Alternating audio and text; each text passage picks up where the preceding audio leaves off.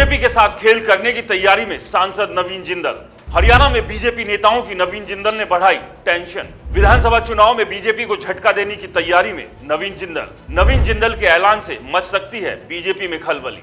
नमस्कार दोस्तों, मेरा नाम है राज के वर्मा और आप देख रहे हैं रिपोर्टर जी। अगर आपने चैनल को सब्सक्राइब नहीं किया तो सबसे पहले चैनल को जरूर सब्सक्राइब कर लीजिए। हरियाणा में 2024 के विधानसभा चुनाव अक्टूबर में होने हैं। ऐसे में हरियाणा का सियासी पारा खासा गर्म है और एक के बाद एक नेता एक दूसरे के ऊपर आरोप लगा रहे हैं, बयान दे रहे हैं। इस सब के अलावा हरियाणा में ईडी की एंट्री भी हो गई है। लेकिन आज बात करेंगे हम बीजेपी की। बीजेपी के अंदर भी उतना ठीक नहीं चल रहा है जितना अक्सर बीजेपी बताती है। मौजूदा सांसद से लेकर पूर्व कैबिनेट मंत्री और दूसरे नेता लगातार बीजेपी पर निशाना साध रहे हैं। ऐसे में बीजेपी जो पहले से ही लोकसभा की 5 सीटें हार कर टेंशन में है, उसकी इस टेंशन को ये नेता डबल करने का काम कर रहे हैं। अब इसी कड़ी में एक और नाम जुड़ गया है। वो नाम है हाल ही में कांग्रेस छोड़कर बीजेपी में शामिल हुए नवीन जिंदल का, जिन्होंने बीजेपी की टिकट से कुरुक्षेत्र में लोकसभा का चुनाव जीता और सांसद बने। नवीन जिंदल असल में टेंशन बीजेपी के लिए क्यों बन रहे हैं वो आपको बताते हैं।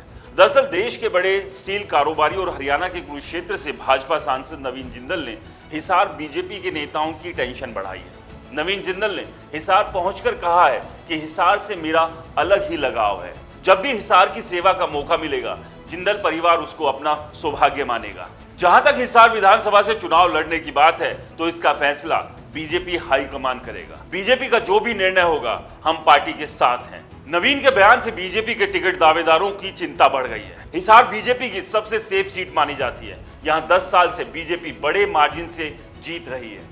हिसार से मेयर सीट पर भी पार्टी का कब्जा है। ऐसे में यहां टिकट के दावेदार भी हैं, मगर नवीन जिंदल की बीजेपी में एंट्री के बाद से ही हिसार सीट को लेकर अटकलें लगाई जा रही है। उसके ऊपर हिसार में नवीन जिंदल ने यह बयान देकर और हलचल पैदा कर दी है कि बीजेपी जो भी जिम्मेदारी देगी जिंदल परिवार उसे मानेगा। आपको बता दें कि नवीन जिंदल की मां सावित्री जिंदल और पिता ओपी जिंदल हिसार से विधायक रह चुके हैं और उनका हिसार से मजबूत जनाधार माना जाता है। लोकसभा चुनाव से पहले नवीन जिंदल और उनकी मां सावित्री जिंदल बीजेपी में शामिल हो गई थी।